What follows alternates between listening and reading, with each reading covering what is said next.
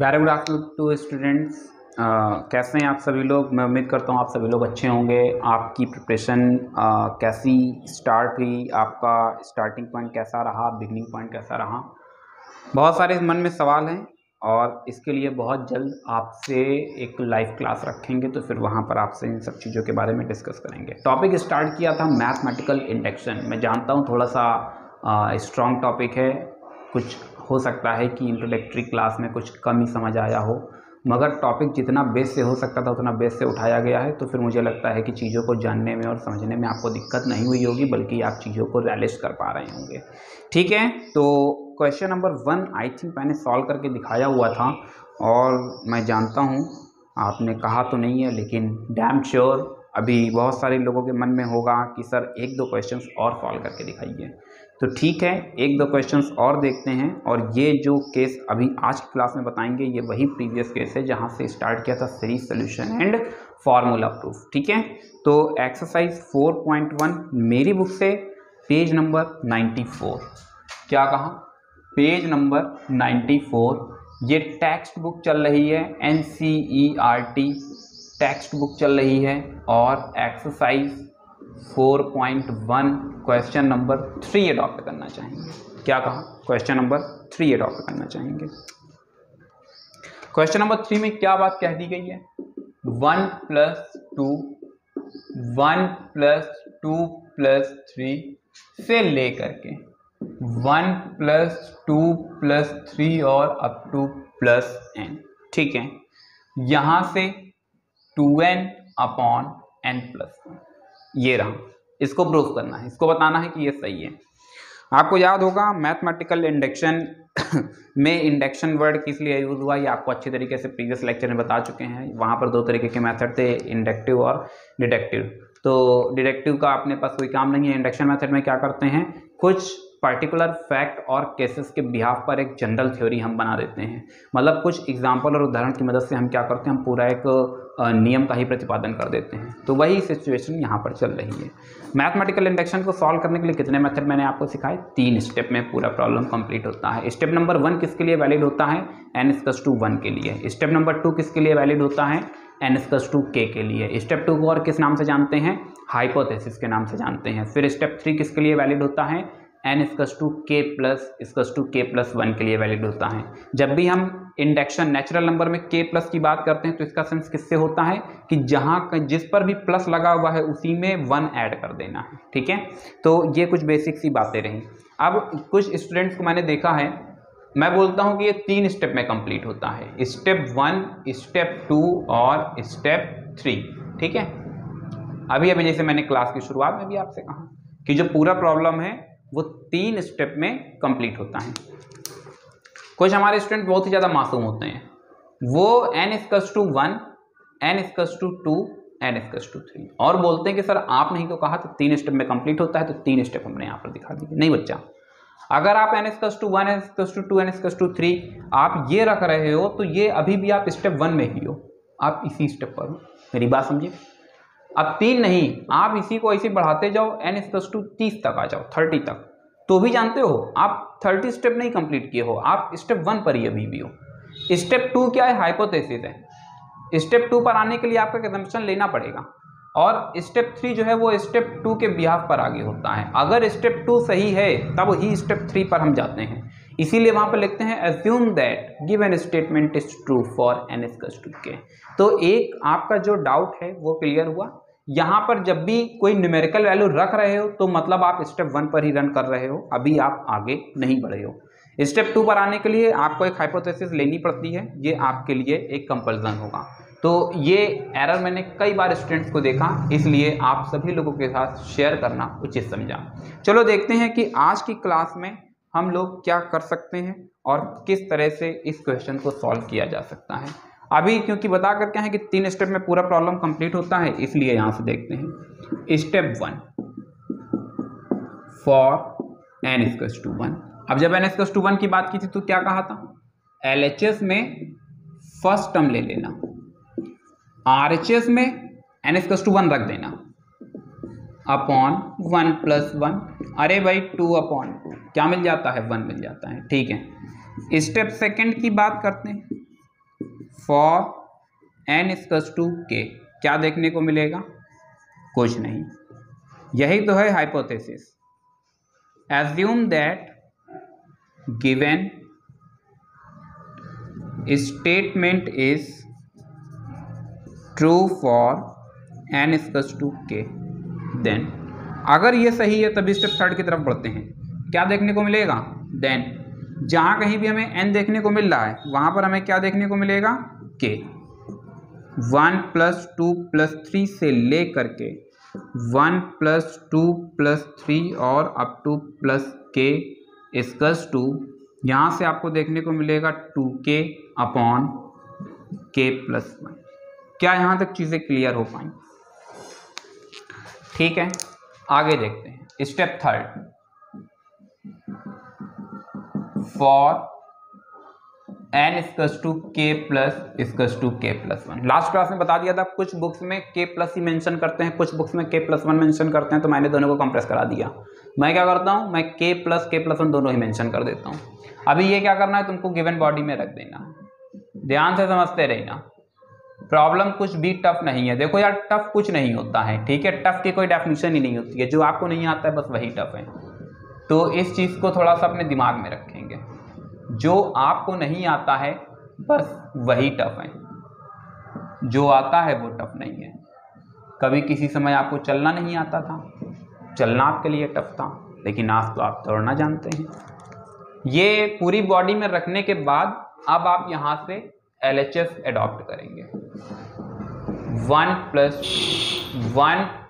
2 + 3 से ले करके 1 + 2 + 3 और अप टू k प्लस, ठीक है।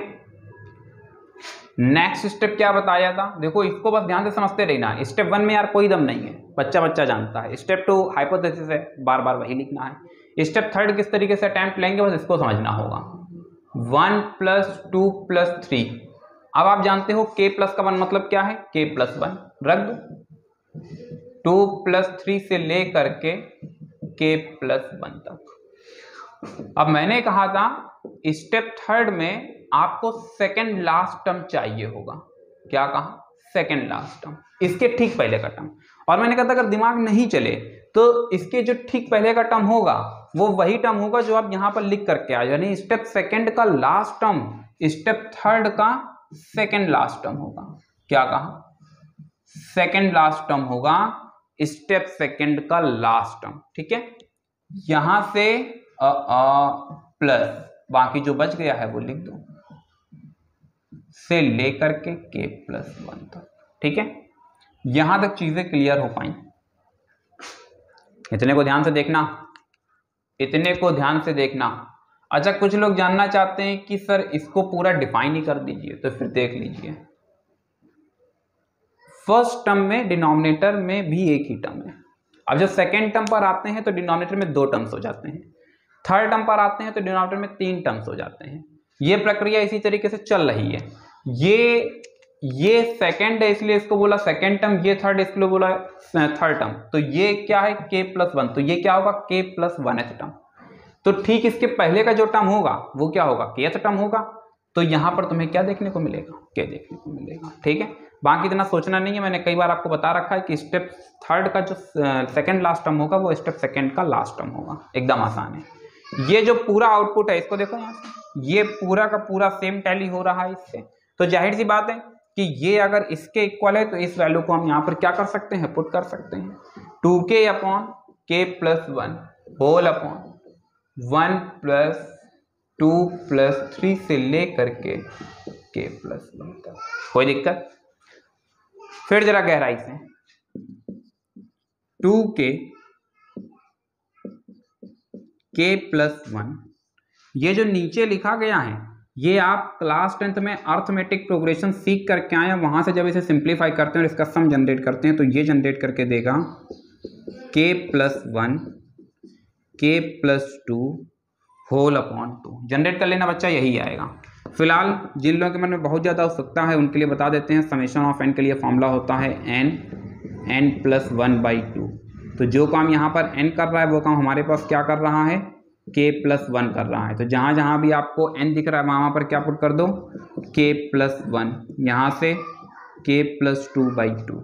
अभी क्या करना है, इसको थोड़ा सा और सिंप्लीफाई कर लेना है। ये देखो 2 न्यूमरेटर पे जाएगा तो 2/k+1। चलो चाहे एक स्टेप बढ़ा ही देते हैं, कुछ यहाँ से रफ करते हैं बच्चा, यहाँ से कुछ रफ कर देते हैं। और यार एक छोटा सा स्टेटमेंट लिखना भूल गए हैं, यहाँ लिख लेना statement is true for n=1। ये लिखना भूल गए थे, ठीक है, इसको लिख लेना। अब देखो ये पूरा यहाँ से रफ कर रहे हैं।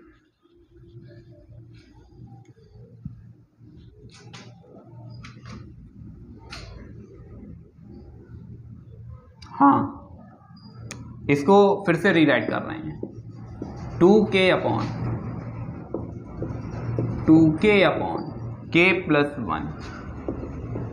2/k+1 k+2। यहाँ से 2/k+1 कॉमन होता है तो k मिल जाता है, फिर 1/k+2 मिल जाता है। कोई दिक्कत यहाँ तक, 2k/, ठीक है, यहाँ से 2/k+1 मिलता है। एलसीएम ले लेते हैं तो अंदर देखने को मिलेगा k+2+1 k+2 k+1 अंदर भेजा 2k+1 k+2। यहाँ से देखो 2/k+1, ये जो बॉडी लिख दी गई है इसको लिखा जा सकता है k+1 का होल स्क्वायर, साथ ही साथ k+2 को लिख सकते हैं k+1 और +1। सवाल ये उठता है कि आखिरकार k+1 में क्यों ब्रेक कर दिया। जवाब एकदम आसान है, हम जानते हैं ये जो k+1 है उसको एक्चुअली k+ से मेंशन किया जा सकता है।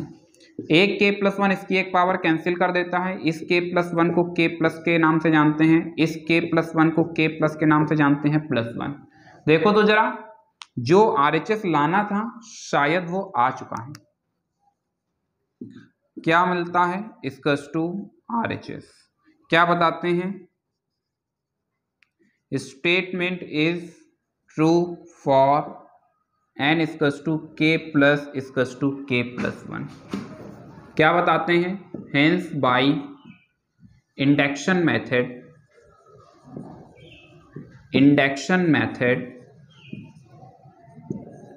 Given statement is true for every value of n belongs to natural number। तो मैं उम्मीद करता हूं कि ये सोल्यूशन आपको बेहतर तरह से समझ आया होगा। एक दो क्वेश्चंस अब फिर आप अपने आप से ट्राई करने की कोशिश करेंगे, क्योंकि जब तक आप क्वेश्चंस को खुद नहीं अटेम्प्ट लेंगे तब तक बात नहीं बन पाएगी। मैं उम्मीद करता हूं कि ये आपको बेहतर तरीके से सोल्यूशन समझ आया होगा। आप अप टू अटेम्प्ट लेंगे अप टू क्वेश्चन नंबर 17 तक, ठीक है। अगर चीज़ें कम समझ आ रही हैं तो परेशान होने वाली कोई बात नहीं है। स्टेप 1 और स्टेप 2 तो कर ही सकते हो, स्टेप 1 और स्टेप 2 कर लेना। स्टेप 3 में एटलीस्ट k+ तो रख ही सकते हैं, यहाँ तक कोई दिक्कत नहीं होगी। LHS लिख सकते हैं और इसको कॉपी पेस्ट कर सकते हैं, यहाँ तक भी कोई दिक्कत नहीं होगी। k+ की वैल्यू रख सकते हैं, इस स्टेप में भी कोई दिक्कत नहीं होगी। और इसके ठीक पहले जो एक टर्म रखना है स्टेप सेकंड से कॉपी करके वो भी रख सकते हैं, कोई दिक्कत नहीं है। उसके नीचे यहाँ तक भी दिक्कत आपको नहीं होनी चाहिए, क्योंकि ये जो आउटपुट होगा यानी सेकेंड लास्ट टर्म तक की जो वैल्यू होगी वो स्टेप सेकेंड से निकल के यहाँ पर आ जाएगी। इसके बाद आपको दिक्कत होगी, तो फिर उसके लिए मैं हूं, आपको ज़्यादा परेशान होने की ज़रूरत नहीं है, ठीक है। तो फिर अभी आज के लिए इतना ही रखते हैं। Thank you so much to all of you.